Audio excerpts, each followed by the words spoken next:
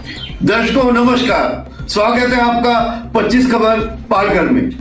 मैं हूं तेजेंद्र सिंह। चलिए चलते हैं आज की खबरों की ओर। पालघर डहाणू के कासा ग्राम पंचायत ने दिवाली के पहले दिन कुछ नागरिकों को उनके घरों में बंद कर दिया। कमल गोपाल प्लाजा नामक इमारत से निकलने वाले गंदे पानी के सड़क पर आने के कारण ग्राम पंचायत के उप सरपंच, ग्राम सेवक और सदस्यों ने कुछ घरों पर बाहर से ताले लगाकर सील कर दिया। वसई में चलती गाड़ी में लगी आग। वसई में शिरसाड अंबाड़ी रोड पर एक चलती आइवा ट्रक में आग लग गई, जिससे वो पूरी तरह जलकर खाक हो गया।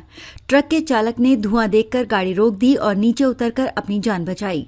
सूचना मिलने पर मांडवी पुलिस और वसई विरार महानगर पालिका के अग्निशमन दल ने मौके पर पहुंचकर आग पर काबू पाया।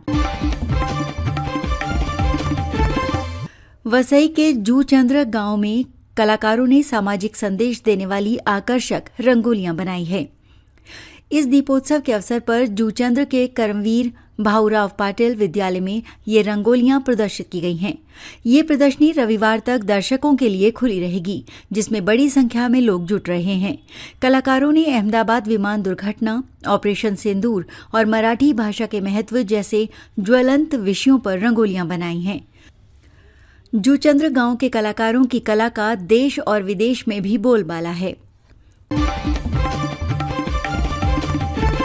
वसई में हिंदी मराठी भाषा विवाद सामने आया है। वसई किले में फोटोशूट करा रहे एक युवक ने, जो छत्रपति शिवाजी महाराज की पोशाक पहने हुए था, एक सुरक्षा गार्ड को हिंदी में बात करने पर धमकाया। युवक ने गार्ड से पूछा कि उसे मराठी क्यों नहीं आती और धमकी दी कि वो उसकी नौकरी छुड़वा देगा। गार्ड ने बताया कि वो 2 साल से काम कर रहा है और मराठी सीख रहा है। युवक ने गार्ड का आईडी कार्ड देखकर उसका नाम ब्रजेश कुमार गुप्ता पढ़ा और उसे धमकाया। पालघर पुलिस बल ने एकता को बढ़ावा देने के लिए वॉक फॉर यूनिटी का आयोजन किया है। ये विशेष कार्यक्रम 25 अक्टूबर को सुबह 8 बजे पुलिस अधीक्षक कार्यालय पालघर से शुरू होगा। ये वॉक 5 किलोमीटर की दूरी की होगी, जिसका उद्देश्य नागरिकों और पुलिस के बीच एकता और फिटनेस का संदेश देना है। पुलिस अधीक्षक यतीश देशमुख और अतिरिक्त पुलिस अधीक्षक विनायक नर्रे सहित अन्य पुलिस अधिकारी और कर्मचारी इस कार्यक्रम में उपस्थित रहेंगे। पालघर तालुका के कुड़े सातवीपाड़ा में दिवाली के अवसर पर हर साल की तरह इस साल भी भैंसों की लड़ाई का रोमांच देखने को मिला। कुड़े गांव के दूध उत्पादक किसान कई सालों से इस परंपरा को निभा रहे हैं। आसपास के इलाकों से शौकीन लोग इन लड़ाइयों को देखने आते हैं। हालांकि इस जगह पर किसी भी तरह की शर्त नहीं लगाई जाती। ये सिर्फ किसानों के मनोरंजन का एक साधन है। पालघर में सार्वजनिक शौचालयों की कमी के कारण लोगों को हो रही असुविधा को देखते हुए वृक्ष मित्र प्रीतम राउत और उनके दोस्तों ने 25 शौचालय बनाने की पहल की है।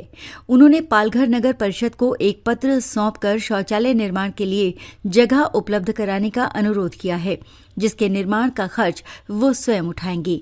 ये 25 शौचालय PPP सार्वजनिक निजी भागीदारी मॉडल पर बनाए जाएंगे। विरार से मरीन ड्राइव तक का सफर अब आरामदायक होगा। इस महत्वाकांक्षी परियोजना को पर्यावरण विभाग ने मंजूरी दे दी है। हमारे प्रतिनिधि विजय गायकवाड़ ने मरीन ड्राइव बीच से इसका जायजा लिया। पालघर जिले के मोखाड़ा ग्रामीण अस्पताल में स्वास्थ्य सेवा की अव्यवस्था एक बार फिर सामने आई है। वैशाली को 22 अक्टूबर की सुबह अस्पताल में भर्ती कराया गया था, लेकिन उनके पति अशोक पात्रे के अनुसार अस्पताल में 12 घंटे तक कोई डॉक्टर मौजूद नहीं था, केवल एक नर्स थी। अक्टूबर 2025 अब तक मुंबई का साल का सबसे ज्यादा प्रदूषित महीना बनकर उभरा है। 19 मॉनिटरिंग स्टेशनों ने अपने सबसे ज्यादा डेली एवरेज PM 2.5 लेवल और 7 मॉनिटरिंग स्टेशनों ने जनवरी से अब तक के अपने सबसे ज्यादा PM 10 लेवल रिकॉर्ड किए हैं। सेंट्रल पॉल्यूशन कंट्रोल बोर्ड की रिकॉर्डिंग से पता चलता है कि ये बढ़ोतरी 18 से 22 अक्टूबर के बीच हुई, जो त्योहारों के समय के साथ मेल खाती है। महिला डॉक्टर ने कर ली आत्महत्या। सुसाइड नोट में लिखा, पुलिस सब इंस्पेक्टर ने पिछले 5 महीनों में उसके साथ 4 बार किया बलात्कार। महाराष्ट्र के सातारा जिले की एक महिला डॉक्टर ने आत्महत्या कर ली। उसने अपनी हथेली पर एक सुसाइड नोट लिखा था। नोट में उसने लिखा था कि एक पुलिस सब इंस्पेक्टर ने पिछले 5 महीनों में उसके साथ 4 बार बलात्कार किया। पालघर जिले के वाड़ा में उप विभागीय कार्यालय के सामने किसानों के धरने का 18वां दिन। किसानों का विरोध प्रदर्शन। महाराष्ट्र की महायुति सरकार में चलाई गई लाडकी बहन योजना में 164 करोड़ रुपए का बड़ा घोटाला उजागर हुआ है। इसके बाद उद्धव गुट के विधायक आदित्य ठाकरे ने महायुति की इस योजना की कड़ी आलोचना की है। उन्होंने क्या कहा, और आइए देखें कि ये घोटाला कैसे हुआ। मुंबई की रहने वाली एक महिला का अपने पति के साथ केस चल रहा है। तलाक के इस केस के दौरान उनके 7 साल के बच्चे की कस्टडी दिवाली पर पिता को दी गई। महिला ने कोर्ट में शर्त रखी कि वो अपने बच्चे को तभी पति के साथ भेजेगी जब उसकी सास घर पर नहीं होगी। महाराष्ट्र के सातारा में एक महिला डॉक्टर की आत्महत्या के बाद अब स्वास्थ्य और पुलिस व्यवस्था पर कई सवालिया निशान लग रहे हैं। वरिष्ठों के दबाव और एक पुलिस अधिकारी की प्रताड़ना के चलते फलटण के उपजिला अस्पताल की एक डॉक्टर ने आत्महत्या कर ली। एल्फिंस्टन रोड अब प्रभादेवी रोड। ओवरब्रिज ROB को यातायात के लिए बंद किए हुए 1 महीने से ज्यादा समय हो गया है। 100 साल पुराने पुल को सेवरी वर्ली कनेक्टर परियोजना के तहत तोड़कर उसी संखेरण पर फिर से बनाया जा रहा है। नया पुल नीचे ट्रेनों और ऊपर वाहनों दोनों की सुरक्षित आवाजाही सुनिश्चित करने के लिए पुराने ढांचे की जगह लेगा। मुंबई में एक हिला देने वाली घटना सामने आई है। यहाँ पर एक बॉयफ्रेंड ने अपनी पूर्व गर्लफ्रेंड की हत्या कर दी। लड़की ने 10 दिनों पहले ही उससे ब्रेकअप कर लिया था।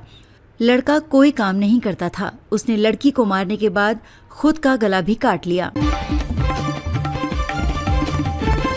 महाराष्ट्र के मुख्यमंत्री देवेंद्र फडणवीस अपने मंत्रियों के प्रदर्शन पर कड़ी नजर रख रहे हैं।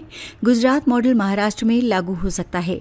देवेंद्र फडणवीस ने संकेत दिया है कि मंत्रियों के प्रदर्शन और सार्वजनिक आचरण का गहन मूल्यांकन किया जाएगा। सूत्रों का कहना है कि जिन मंत्रियों का प्रदर्शन इन दिनों मामलों में खराब रहा है, उन पर कार्रवाई हो सकती है। महाराष्ट्र की एक महिला अपने दोस्त के साथ रह रही है। वो उसके साथ शादी करना चाहती है। दोनों दूसरे धर्म के हैं। महिला के घरवाले इसका विरोध कर रहे हैं। उन्होंने बॉम्बे हाईकोर्ट में याचिका की। हाईकोर्ट ने कहा कि महिला बालिग है और ये उसकी चॉइस है। महाराष्ट्र के अहिल्यानगर जिले में 11 लोगों के एक ग्रुप ने 22 साल के एक युवक का कथित तौर पर अपहरण कर लिया। इसके बाद उसकी बेरहमी से पिटाई की और उस पर पेशाब किया। आरोप है कि उसकी जाति को लेकर अपमानजनक टिप्पणी की। ये घटना 19 अक्टूबर की शाम सोनाई गांव तहसील नेवासा में हुई। हमारे चैनल को अभी सब्सक्राइब करें और बेल आइकन दबाना न भूलें। धन्यवाद।